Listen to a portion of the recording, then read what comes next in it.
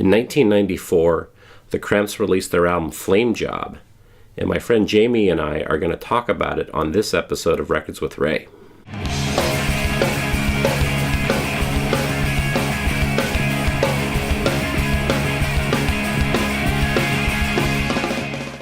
So Jamie, who's your favorite band? My favorite band ever in the history of music is the Cramps. Why? I don't know if I could even tell you why. I mean, I think part of it's actually... Well, how did you get into the Cramps? Maybe that's the better question. Okay. I was in high school. There was a boy that I had a huge crush on, had a Cramps t-shirt. It was the yellow one with like the ghoul face. The bad music for bad people. Yeah, exactly. And I used to, read through the Willamette Week, which is Portland's, like alternative newspaper or whatever. That's where all the concert listings were. I saw that the Cramps were playing a show, and I was probably 15 or 16 at this time. I saw the Cramps were playing a show. I was like, oh, that's that band that... of the t-shirt. Yeah. And so I bought tickets. I bought a ticket and I went. Not even hearing what they said. I had never heard them at all. And you didn't know anything about them either. Nothing. I only knew that a boy that I thought was cute had a t-shirt. And so what year is this? That's how you make decisions. So what years are we talking? This would have been like 92, probably. 91, 92. Okay. I guess it doesn't really matter. Yeah. Anyway. It was a long time ago. So we had this concert venue called La Luna. It must have been like 92. Yeah. And so I went, not knowing anything. I had only within like the 2 years before that even made the switch from hair metal to punk. And so I was still learning how to be punk. So what were the punk bands that you were into at that point? At that point, I think it was kind of the classics, like the Sex Pistols and the Clash, and just stuff like that. Okay. I had listened to like Bauhaus, not that they're punk, but that was just another band that was a favorite at the time. Gotcha. So I go to this Cramps show, not knowing what to expect at all. Yeah. And I remember like looking around being like, oh my gosh, like, I was from this like small little podunk town. And so I'm looking around these people, they look nothing like people that I'd seen before. And then this band comes on and they're playing music. I was like, what? It wasn't what I expected. I thought it was going to be more punk, Yes. And I agree. I think just visually, like that's what I thought it was going to be. And then it was totally not. And then, Lux is in heels. He was wearing like black latex, and I'm like, this guy is sexy. And I was like, way in back there were like these theater seats on the walls, and I remember I was like standing on one of the theater seats so I could see out over the crowd. So the only time that I was ever at a Cramps show that I was not in front was the very first one that I went to. I was in the back, like looking out over the crowd and sort of having like, I don't know what's happening here. And then Lux is like undoing his pants, and then I'm like, is that a penis? It's probably, I think Lux's... Is he really hot? I think Lux's penis was actually the first one I saw in person. He did expose himself? He did. Oh, there you go. Yep. This is your first punk show, too?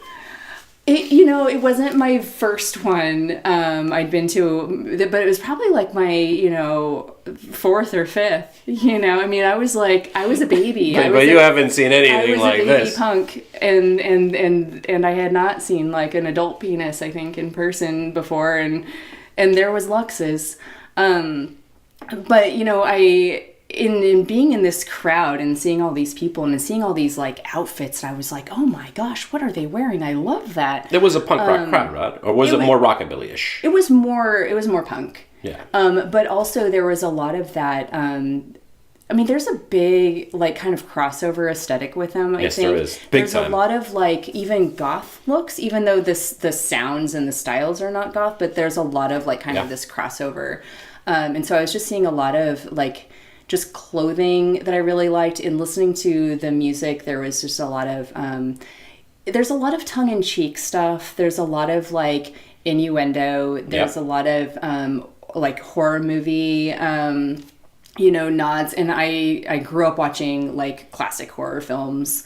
So there was just like this kind of mishmash of all these like little things that I liked. Yep. And then they were like together in this one package. And it sort of opened up this whole new world to me where, you know, for one thing, it was just like, oh, like I might be a weirdo in this podunk town, but there's other people out there that are like me, that are into the same things as me. Yep. And so it sort of gave me this identity, I think, that I didn't really have or understand before that, because I didn't know that there were people that liked the same stuff that I liked. Yeah.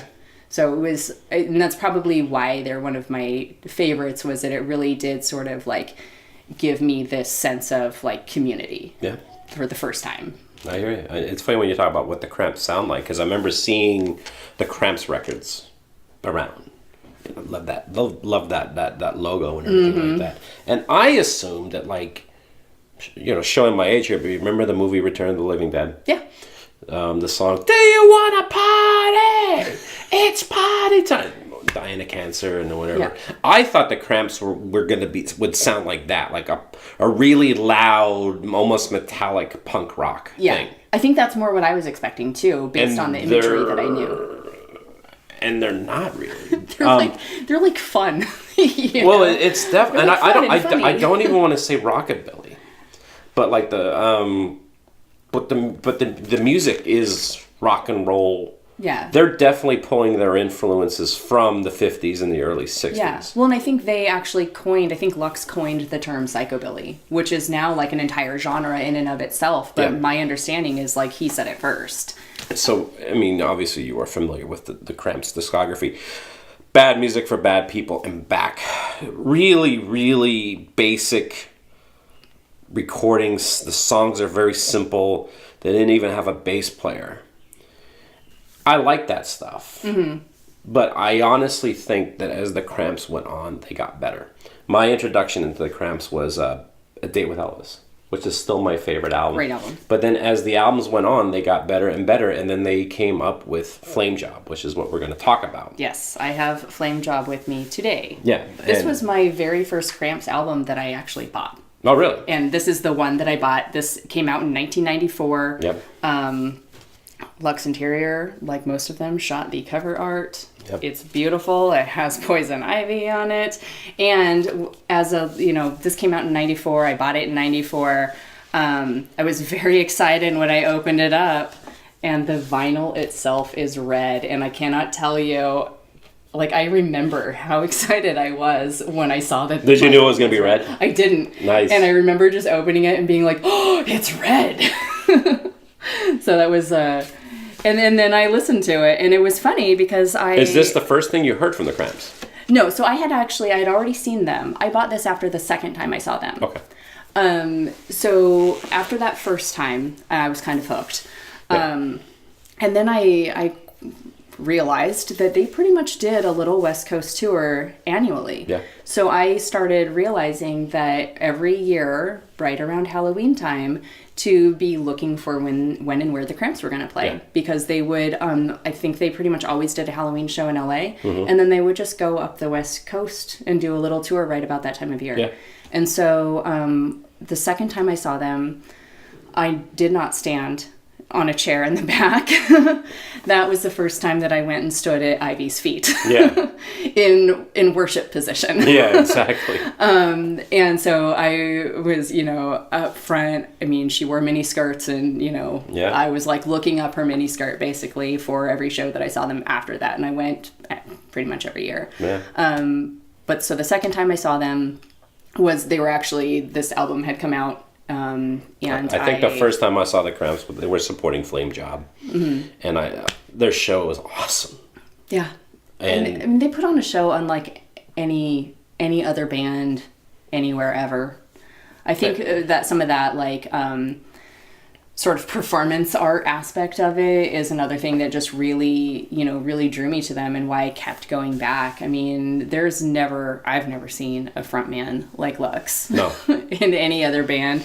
I mean, that's given a time machine, I almost think I'd go back and just see the Cramps again, just to see Lux doing his thing. No, I agree with you. I love the thing about Flamejob is the album is solid. All the songs are good. Mm-hmm. And I remember, I think they might have even opened up the show with Mean Machine. Sounds very reasonable. And I love how this album's produced. Sato County Auto Show is one of my favorite Cramps songs. What is it that makes that one of your favorites? I love that song. The drum beat, it's just the straight, just that solid rhythm, you know. Trap Love, which is a cover. Mm-hmm.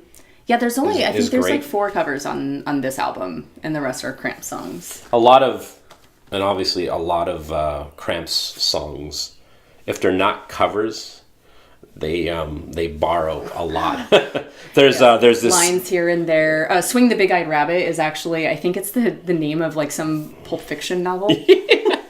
There's a set of CDs called Songs the Cramps Taught Us. Yes. And it's all these different songs and where they kind of got the ideas from a lot of the different, like for example, Can Your Pussy Do the Dog? That main riff is from some other song from the 50s or something like that. And it's very, very fascinating. What I really loved about the Cramps is that, well, again, when I first heard them, I was a little shocked because it wasn't exactly what I thought it was. But when I started to get into the Cramps, I realized like they created their own genre of music and their own world. Absolutely. Like just exactly what you were saying. It was like these elements of like B movies, the horror, the 50s, cars, sex, like a lot of all the fun stuff. Yeah, all the fun stuff. When my kids were little, we would do like dance party at home, and that's a song that I would play, and we would do the ultra twist, you know? I mean, it's just fun. I think that's the other thing is like as dark as their imagery can be, their music is just straight up fun. I mean, you can't not want to dance when you hear this music. It's dark, but it's tongue in cheek, though. Exactly, and I think that's what's so fun about it, and what makes them like, for me, like so enjoyable because it had that like hint of.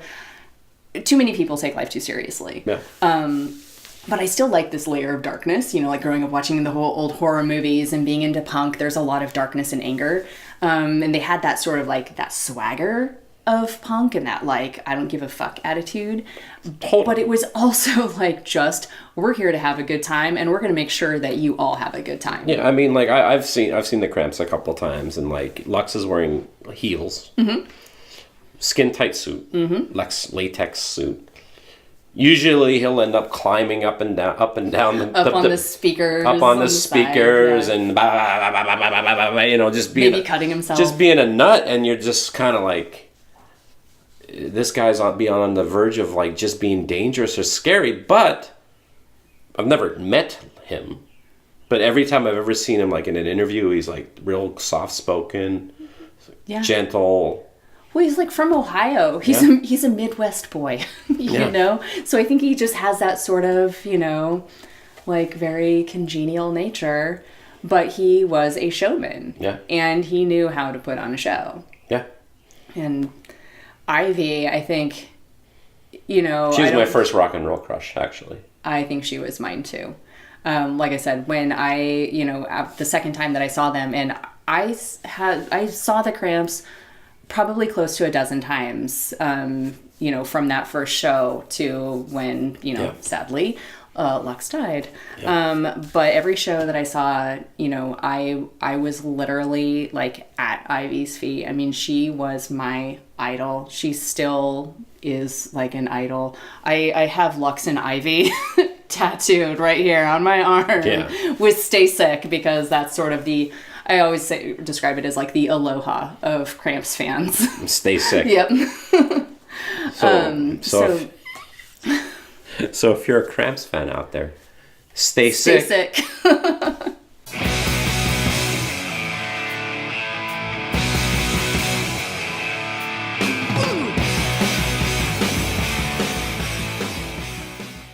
What's your favorite song on Flamejob?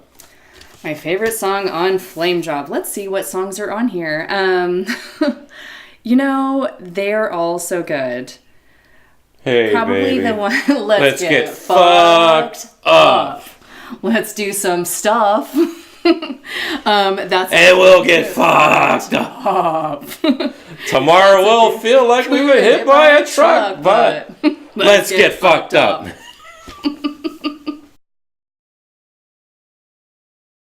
Hey gang, this is Ray, and I just want to say thank you very much for checking out my video. I hope you enjoyed it.